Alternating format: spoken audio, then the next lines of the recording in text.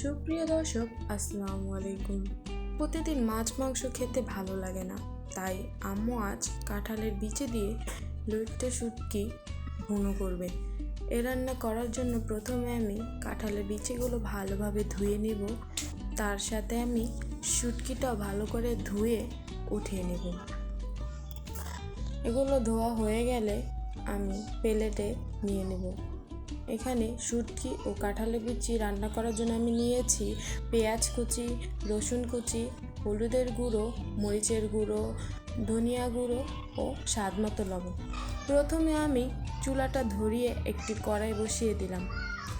কড়াইটা গরম হয়ে আসলে আমি তেল দিয়ে দিলাম, তার সাথে আমি পেঁয়াজ ও রসুন কুচিগুলো দিয়ে ভালোভাবে ভেজে নিয়ে আমি তার সাথে শুটকি দিয়ে দেব। শুটকিটাও ভালোভাবে ভেজে নিতে হবে। ভাজা হয়ে আসলে আমি সব মশলাগুলো একে একে দেওয়া শুরু করব। হলুদ, মরিচ, লবণ, তারপরে ধনিয়া গুঁড়ো দিয়ে একটু নেড়ে আমি পানি দিয়ে দেব।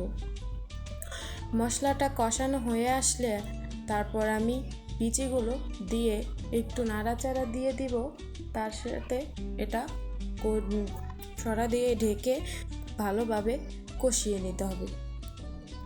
কষানো হওয়া অবধি আবার মাঝখানে একটু আমি নেড়ে চেড়ে আবার ভালো করে ঢেকে দিব।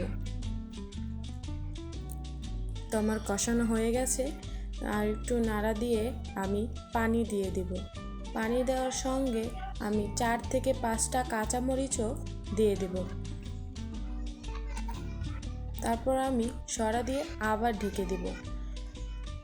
কিছুক্ষণ পর আবার একটু সরাটা উঠিয়ে ভালোভাবে নাড়া দিয়ে আবার ঢেকে দিতে হবে। ফুল হিটে এই রান্নাটা করতে হবে। এই তো শেষ হয়ে গেল আমার রান্না। আপনারাই বলুন দেখতে কেমন হয়েছে। আমি তো রান্না শেষ হওয়ার সাথে সাথেই ভাত খেতে বসে গেলাম। আজকে রান্নাটা যদি আপনাদের কাছে ভালো লাগে তাহলে একটি লাইক এবং সাবস্ক্রাইব করে আমাদের পাশে থাকবেন। বেল আইকনটি স্ক্রেপ করে দিবেন। দেখুন খাবারটা কি মজাদার হয়েছে। তো আজকের মতো এখানেই বিদায় নিচ্ছি। আল্লাহ হাফেজ।